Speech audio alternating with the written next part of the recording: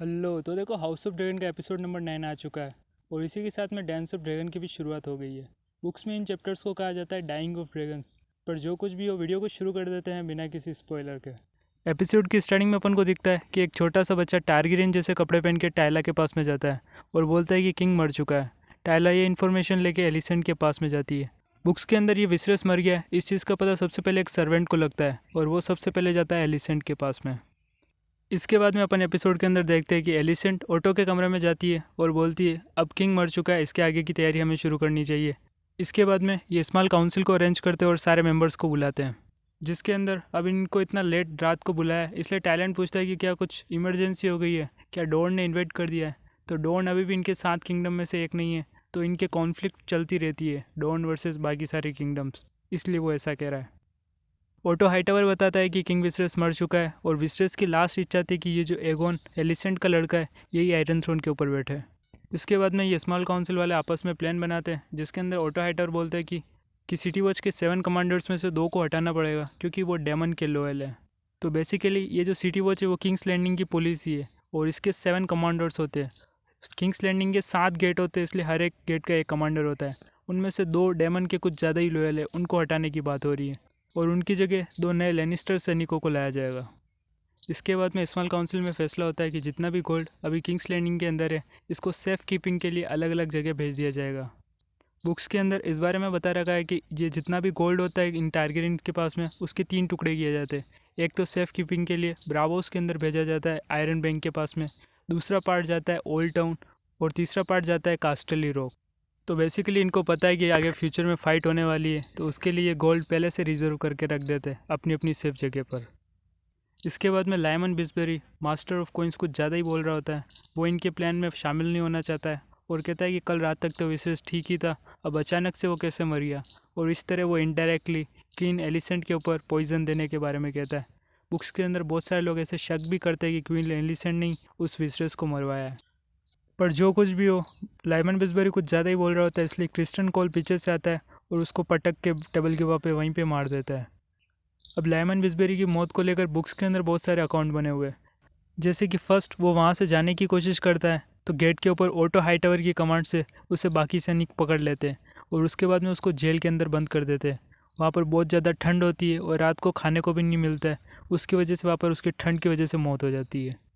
Second account ये बनता है कि क्रिस्टन कोल उस टेबल के ऊपर उसको ज़बरदस्ती बिठाता है और उसके बाद में अपने डेगर की हेल्प से उसकी गर्दन काट देता है।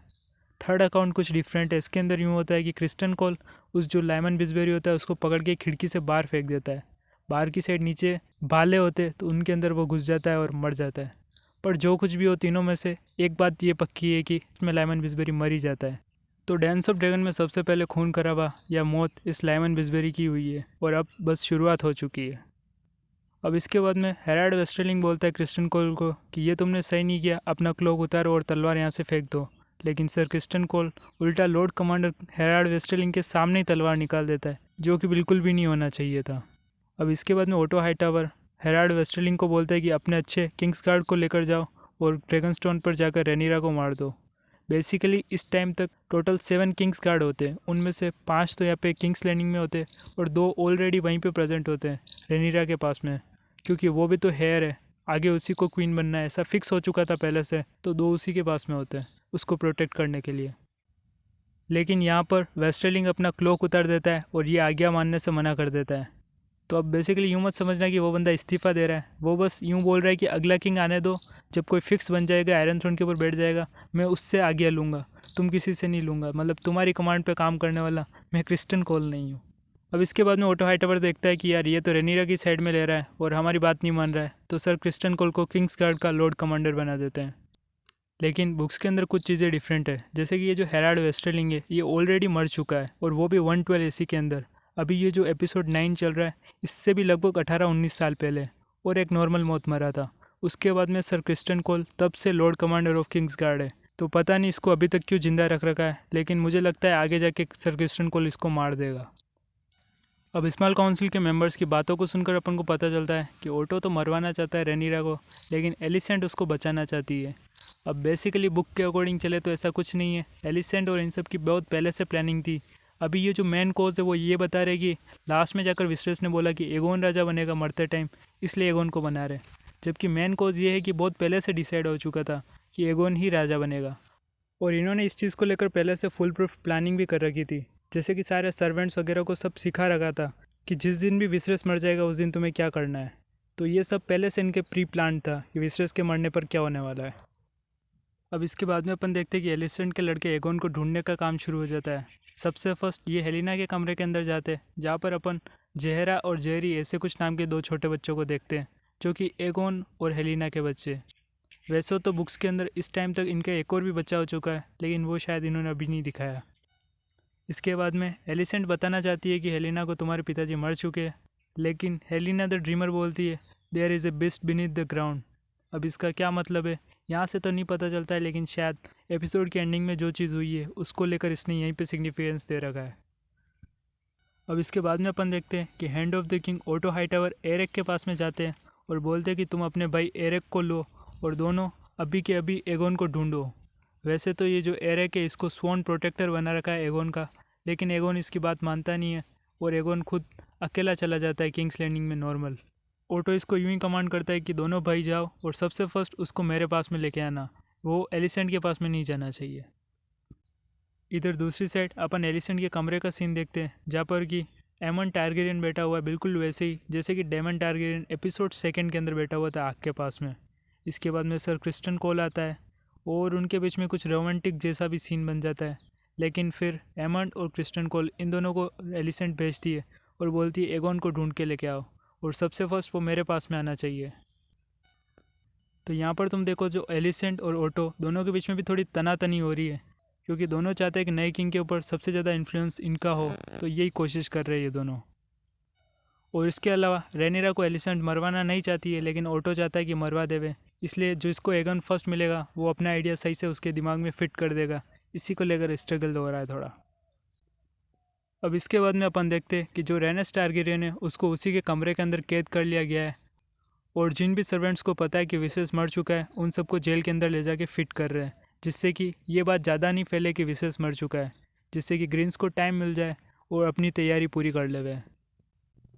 अब इसके बाद में स्ट्रीट ऑफ सिल्क का सीन आता है, जो कि बेसिकली रेड लाइट एरिया है किंग्स लैंडिंग का, जहाँ पर क्रिस्टन कोल को एमन टारगेरियन बताता है कि मेरा जब 13 बर्थडे था तब एगोन मेरे को यहाँ पर लेके आया था और मेरे को नई चीज़ों से अवगत कराया था। इसके बाद में अपन को एक प्रोस्टिट्यूट दिखती है जिसके घर पर ये दोनों जाते हैं, और क्रिस्टन कोल पूछता है कि क्या एगोन टारगेरियन यहाँ पे आया है क्या।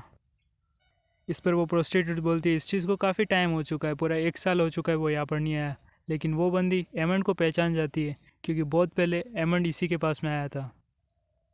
अब इसके बाद में अपन नेक्स्ट सीन के अंदर देखते हैं कि ओटो हाईटावर एक हॉल के अंदर सारे जो भी छोटे मोटे लॉर्ड्स किंग्स लैंडिंग के कोर्ट के अंदर प्रेजेंट होते हैं उन सबको समन यानी कि इकट्ठा करता है और उनको बोलता है कि अब अपनी साइड चेंज कर दो। तुम में से बहुत सारे पहले रेनिरा की साइड में थे, उन्होंने उसके लिए कसम खाई थी, अब चेंज हो जाओ। मैक्सिमम लोग अब एगोन के लिए ओथ ले लेते हैं, लेकिन 1-2 लोग नहीं मानते, उनको फिर ओटो अपने सैनिकों को पकड़वा देता है।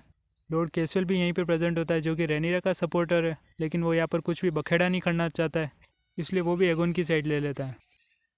अब इसके बाद में फ्लिया बॉटम के सीन आते हैं। वैसे ये फ्लिया बॉटम किंग्स लैंडिंग के अंदर ही है, लेकिन ये ऐसी जगह जहाँ पर नॉर्मल लोग रहते हैं, रेड कीप से काफ़ी दूर जगह, और यहाँ पर काफ़ी सारे प्रोस्टिट्यूट भी रहते हैं।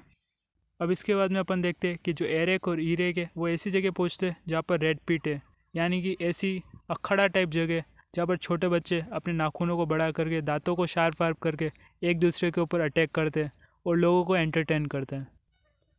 अब बुक्स के अंदर इस चीज़ को लेकर एक अकाउंट बना हुआ है कि मशरूम बोलता है कि जो एगोन टारगेरियन है वो इसी जगह पर मिला। उसके सामने 2 रेड पिट के अंदर 2 लोग आपस में लड़ रहे थे और एक 12 साल की लड़की उसके साथ में थी। अब इसके आगे 18+ सीन है जो यूट्यूब पे नहीं बता सकते। अब यहीं पे अपन देखते हैं कि एरेक और ईरेक को एक बास्टर्ड मिलता है जो कि एगोन का है। इसके अलावा भी बहुत सारे ऐसा भी अपन को यहीं पे पता चलता है। और जो ये एरेक और ईरेक है इन दोनों के बीच में भी कुछ खास पॉलिटिकल समझ आपस में बनती नहीं है, दोनों अलग अलग साइड को चूज़ करते हैं। पर जो भी हो, इसके बाद में एमंड का सीन आता है जहाँ पर एमंड बोलता है कि एगोन के अंदर राजा जैसी कोई भी चीज़ नहीं है, भले ही बर्थ राइट उसके पास में हो, लेकिन चीज़ें सारी मेरे पास में, जैसे कि मुझे हिस्ट्री पता है, मेरे पास में सबसे बड़ा ड्रैगन है और मैं इस चीज़ के लिए काबिल भी हूँ।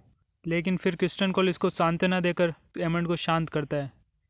तो देखो, बुक्स के अंदर ये जो एमंड है वो बेसिकली राजा बनना चाहता है, ऐसा कोई इसका फिक्स डिज़ायर नहीं होता है। शो के अंदर थोड़ा ज़्यादा ही दिखा दिया है, लेकिन ये बस ये चाहता होता है कि किसी भी हालत में रेनीरा और उसके सपोर्टर राजा नहीं बन जाए। अब इसके बाद के सीन के अंदर अपन देखते हैं जो लॉर्ड कैसवेल है वो भागने की कोशिश करते हैं, लेकिन लेरेस स्ट्रॉन्ग उनको पकड़ लेता है और उसके बाद में वो ऑटो के पास में ले जाता है उसको। ऑटो लेरेस की तारीफ़ करता है कि काफ़ी अच्छा काम किया है, लेकिन ऑटो थोड़ी शक की नज़रों से पूछता है कि रात को तुम एलिसेंट के कमरे में क्या करते हो देर रात तक। अब यहाँ पर मैं सोच रहा था कि क्या करता है, वैसे नॉर्मली उसके साथ में बातें करता है, रात को डिनर करता है। पिछले एपिसोड में तो अपन ने यही देखा था, लेकिन इस एपिसोड में अपन को थोड़ी कुछ चीज़ें और भी देखने को मिल जाती है। इसके बाद में अपन देखते हैं जो साइलेंट सिस्टर्स है वो विस्टर्स की बॉडी को प्रिपेयर कर रही होती है फ्यूनरल यानी कि अंतिम संस्कार के लिए। अब बुक्स के अंदर कुछ चीज़ें डिफरेंट है, जैसे कि ये यहाँ पर विस्टर्स की डेथ के जस्ट दिन बाद में एगोन का कोरोनेशन यानी कि उसका राज्याभिषेक कर देते हैं, लेकिन बुक्स के अंदर ये लगभग एक हफ्ता से भी ज़्यादा टाइम लगता है कि पूरे किंग्स लैंडिंग को मालूम भी नहीं होता है कि विस्टर्स मर चुका है। ये जो ग्रीन्स के मेन लोग हैं इन्हीं को मालूम होता है और ये सब चीज़ें सीक्रेटली करते हैं। पूरे एक हफ्ते तक वो जो विसरस की लाश होती है वो वैसी की वैसी पड़ी रहती है। साइलेंट सिस्टर्स सेप्ट्स किसी को भी उसको हाथ भी टच नहीं करने देते, देखने भी नहीं देते। इस वजह से एक हफ्ते तक रहने की वजह से वो जो लाश होती है वो सड़ जाती है और उसको बहुत सारे रेट्स भी खा लेते हैं थोड़ा बहुत। इधर फ्लिया बॉटम के अंदर एरेक और इरेक को मिसिरिया की एक सर्वेंट मिलती है जो कि एक मीटिंग फिक्स करती है। अब इसके बाद में अपन देखते हैं कि मिसिरिया और ऑटो हाईटावर की एक सीक्रेट मीटिंग हो रही होती है, जिसमें पता चलता है कि मिसिरिया को तो सब कुछ पता है जो भी रेड कीप के अंदर चल रहा है। ऑटो मिसिरिया को कुछ एक गोल्ड देता है जिससे कि वो बताए कि एगोन कहाँ पर है, लेकिन मिसिरिया कुछ एक टर्म्स एंड कंडीशंस भी रखती है, जैसे कि उसकी फर्स्ट टर्म होती है फ्लिया बॉटम की जो औरतें हैं प्रोस्टिट्यूट उनको गोल्ड क्लॉक शादी कर लेवे और उन्हीं के साथ में रखे। दूसरी उसकी होती है कि जो रेड पिट यानी कि जो बच्चे आपस में लड़ रहे इनको भी बंद कर दिया जाए। और ये जो मिसिरिया है वो ऑटो के सामने थोड़ी ज़्यादा ही अकड़ के बोल रही होती है। इस पर ऑटो बोलता है कि मैं ये सारी चीज़ें याद रखूँगा, बिल्कुल वैसे ही जैसे नॉर्थ रिमेंबर्स। इसके बाद में इंटेलिजेंस इनपुट मिल जाता है एरेक और इरेक को कि एगोन कहाँ पर है। इसके बाद में एरेक और इरेक एक ऐसी जगह पर पहुँचते हैं जो कि सेप्ट है लेकिन फ्लिया बॉटम के अंदर है। वहाँ पर नीचे की साइड में एगोन होता है जो कि फुल नशे के अंदर होता है। अब जैसे तैसे एरेक और इरेक उसको बाहर लेके आते हैं, लेकिन बाहर पहले से इनके स्वागत के अंदर एमंड और सर क्रिस्टन कोल प्रेजेंट होते हैं। अब वैसे एगोन को कौन लेकर जाएगा, इस चीज़ को लेकर सर क्रिस्टन कोल और एरेक के बीच में फ़ाइट भी हो जाती है, लेकिन जो दूसरा भाई है इरेक वो हेल्प नहीं करता है इनकी। अब वो क्यों नहीं हेल्प कर रहा है वो तो तुम भी जानते ही हो। इन दोनों भाइयों की जो पॉलिटिकल अंडरस्टैंडिंग है वो आपस में मिलती जुलती नहीं है। वैसे बुक्स के अंदर लिख रखा है कि जो फर्स्ट अपने एपिसोड फर्स्ट के अंदर देखा था कि डेमन को सर क्रिस्टन कोल हरा देते, सेम उसी टर्नी के अंदर ये जो एरेक और इरेक है इन दोनों की भी फाइट सर क्रिस्टन कोल से होती है, लेकिन क्रिस्टन इन दोनों को भी हरा देता है। तो तुम समझ सकते हो कि सर क्रिस्टन के सामने ये इतनी देर टिक क्यों नहीं पाया। इसके बाद में एगोन भागने की कोशिश करता है, लेकिन एमंड उसको पकड़ लेता है और बोलता है कि तुम्हें किंग बनना है, तुम फालतू मुझसे बहसबाजी मत करो। एगोन को किंग विंग बनने में कोई इंटरेस्ट नहीं है। एगोन एमंड को बोलता है कि मुझे जाने दो, मैं एक शिप के थ्रू कहीं और चला जाऊँगा और वापस कभी भी नहीं आऊँगा। एमंड को ये बात थोड़ी ज़्यादा दिल पे लग जाती है और उसको लगता है कि यार हाँ ये भाग जाता तो मैं शायद किंग बन जाता। पर मैं तुम्हें याद दिला दूँ कि एगोन के बच्चे भी है, तो सबसे फर्स्ट तो आयरन थ्रोन उनके पास में जाना चाहिए। ये बिल्कुल वैसी सिचुएशन हो गई है जैसे विस्ट्रेस और डेमन की थी, और यहाँ पर डेमन ये एमंड है। इसके बाद में अपन देखते हैं कि ऑटो हाईटावर कुछ एक लेटर्स लिख रहा है और डिफरेंट लोकेशंस के ऊपर भेज रहा है। बेसिकली ये जो मैं टाइम बोल रहा हूँ ना कि लगभग एक हफ्ते तक किसी को भी पता नहीं चलने दिया विस्ट्रेस ने, तो ये इस टाइम में यही काम करता है कि अपने सारे जो एलाइज होते हैं रिवर रन हाईटावर उस साइड जितने भी लोग होते हैं उन सबको लेटर्स भेजता है और अपनी आर्मी को अरेंज करना शुरू कर देता है। अब इतने में यहाँ पर एलिसेंट आ जाती है और फिर ऑटो और एलिसेंट की बात अपन को थोड़ी सुनने में मिलती है, जो कि इन दोनों के विचार अब हाल फिलहाल में एक दूसरे से मिल रहे नहीं है और स्ट्रगल ऑफ पावर हो रहा है। इसके अलावा रेनीरा को कौन मरवाना चाहता है, एक नहीं मरवाना चाहता है, इसको लेकर भी थोड़ा स्ट्रगल हो रहा है। एलिसेंट चाहती है कि रेनीरा को सबसे फर्स्ट एक प्रपोजल टर्म्स एंड कंडीशन वाला लेटर भेजे कि एगोन को अपना राजा मान लो और तुम भी अच्छे से रह सकते हो, लेकिन ऑटो को पता है रेनीरा ये चीज़ नहीं मानने वाली और उसके पास में डेमन है, बिल्कुल भी नहीं मानेंगे वो चीज़। तो वैसे ही फाइट शुरू होने ही वाली है। अब इसके बाद में अपन देखते हैं जो एलिसेंट के कमरे का सीन है, वहाँ पर लेरे स्ट्रॉन्ग भी प्रेजेंट है। काफ़ी रात हो चुकी है, अब आया है लेरे स्ट्रॉन्ग। इसके बाद में लेरे स्ट्रॉन्ग बताता है कि तुम्हें एगोन कैसे मिला पता भी है। इसके अलावा वो कुछ एक और इन्फॉर्मेशन देता है, जैसे कि अपने यहाँ पर रेड क्लिफ के अंदर बहुत सारे ऐसे भी लोग हैं जो स्पाइडर्स हैं। सारी इन्फॉर्मेशन यहाँ से माइसीरिया को लीक कर रहे हैं, जिनमें से टाइला भी एक है। अब वैसे लेरेस ये पूरी इन्फॉर्मेशन ऐसे फ्री में नहीं दे रहा होता है, इसके बदले एलिसेंट थोड़ी सी कीमत भी चुकाती है अपने पामों को दिखाकर। इसके बाद में अपन नेक्स्ट सीन के अंदर देखते हैं कि जो ईरेक है वो आकर रेनिस को बाहर निकाल देता है उस कैद से और बाहर ले जाने की कोशिश करता है। रेने से वो बोलती है मैं अपने ड्रैगन मेलस को भी लेना चाहती हूँ, लेकिन ईरेक बताता है कि ड्रैगन पिट अभी नहीं जा सकते, वो बिल्कुल सेफ़ नहीं होगा, वहाँ पर तुमको पकड़ लेंगे। इसके बाद में अपन देखते हैं कि पूरी भीड़ को, मतलब कि किंग्स लैंडिंग के सारे लोगों को कहीं पे ले जाया जा रहा है। बेसिकली ये जो कोरोनेशन हो रहा है एगोन का, उसके लिए ज़बरदस्ती भीड़ जमा की जा रही है, जिससे कि थोड़ा लेवल लगे कि भाई का कोरोनेशन हुआ है, राज्याभिषेक हुआ है, इतने सारे लोग देखने आए। इसी भीड़ के अंदर रेनेस भी शामिल हो जाती है और वो जो एरेक होता है वो थोड़ा इससे दूर चला जाता है। इसके बाद में अपन इधर देखते हैं कि एक गाड़ी के अंदर एलिसेंट और उसका बेटा एगोन बैठा हुआ है और वो एलिसेंट वो उसको प्रिपेयर कर रही है कि रेनिरा को नहीं मरवाना है। लेकिन एगोन की बात से अपन पता चलता है कि एगोन का भी शायद अब मूड हो गया है रेनिरा से फाइट करने का। अब पूरे किंग्स लैंडिंग के लोगों को एक सेप्ट के अंदर लाया जाता है। ड्रैगन बीट तो नहीं है क्योंकि वो तो अपन ने पहले भी देखी थी, काफ़ी डिफरेंट है। वहाँ पर पहुँचने के बाद में थोड़ी देर बाद में कोरोनेशन स्टार्ट होता है, राज्याभिषेक, और वहीं पर रेनेस को पता चल जाता है एक पतली सी गली जहाँ से वो ड्रैगन पिट की तरफ जा सकती है। अब वहाँ से वो मेलेस की तरफ निकल जाती है।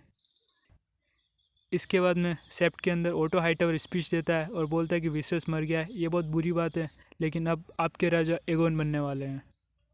इसके बाद में अपन देखते हैं कि बिल्कुल बाहुबली वाली एंट्री होती है एगोन की भी, और उसके बाद में एगोन आगे की साइड में आता है जहाँ पर स्टेज के ऊपर चढ़ता है, और वहाँ पर जो न्यू गॉड्स के सेप्टन्स होते हैं वो इसके सिर के ऊपर बिना रंग वाले तिलक लगाते हैं।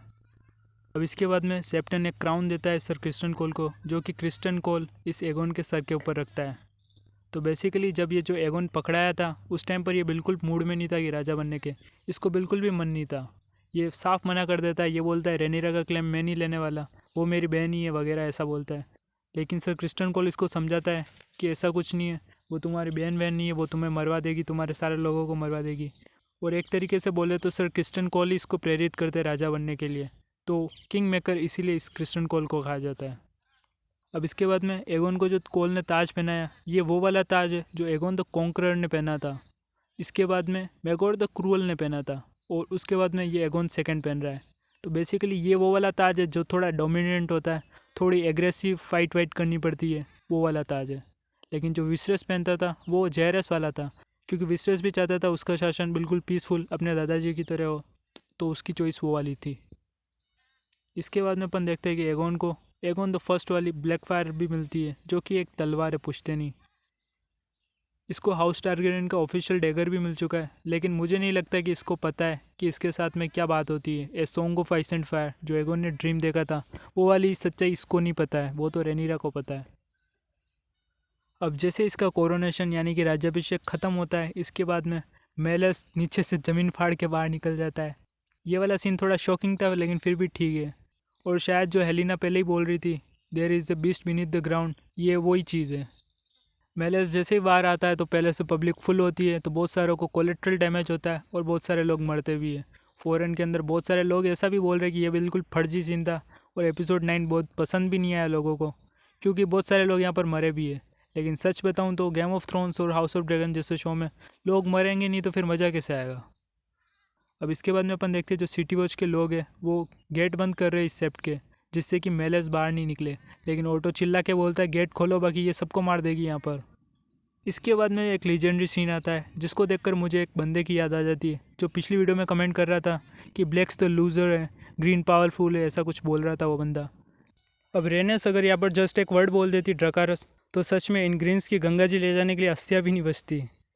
अब तुम में से कुछ लोग बोलेंगे टारगेरियन फायर प्रूफ होते हैं, तो भी sir Criston Cole, Otto Hightower, Alicent Hightower, Larys Strong और बाकी सारे किंग्स गार्ड, बहुत सारे लोग यहाँ पर जल जाते हैं।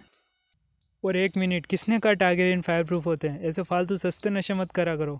एक मैंने वीडियो बनाया जिसके अंदर मैंने बताया कि विसरस टारगेरियन था या फिर बास्टर्ड, उसके अंदर मैंने इसी चीज़ को एक्सप्लेन किया है कि टारगेरियन फायर प्रूफ होते कि नहीं होते। इतना लंबा सीन होता है लेकिन रेनेस एक भी वर्ड नहीं बोलती है। लेकिन एक चीज़ थोड़ी अजीब है, इस रेनेस के पास में ये आर्मर कहाँ से आ गया? इसने तो वो ब्लैक कलर के कपड़े पहन रखे थे, शायद उसी के अंदर था। पर जो भी हो, इसके बाद में रेनेस अपना मेलेज लेकर यहाँ से चली जाती है और अब ये सीधा ड्रैगन स्टोन जा रही है। तो इस तरह ये वाला एपिसोड यहीं पे ख़त्म हो जाता है। अगले एपिसोड में अपन देखेंगे कि रैनीरा का ड्रैगन स्टोन के ऊपर कैसे राज्याभिषेक यानी कि कोरोनेशन होता है। मिलते हैं नेक्स्ट वीडियो में। Thank you.